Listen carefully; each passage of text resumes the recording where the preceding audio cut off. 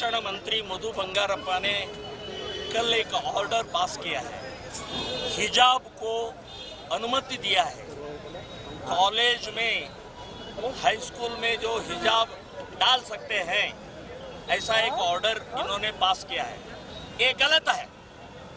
कांग्रेस सरकार 40 वर्ष पहले ही एक ऑर्डर किया था, एक अधिसूचन दिया था कि समानता, एकता, यूनिफॉर्म होना चाहिए।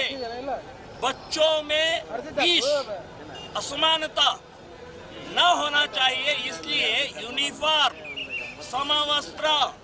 सो यूनिफॉर्म यानी यूनाइटेड, एकता होना चाहिए, भारतीयता होना चाहिए।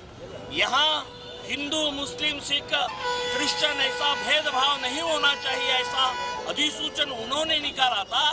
इन्होंने कर्नाटक के कांग्रेस सरकार ने उसको रद्द करके हिजाब डालने के लिए कहा है।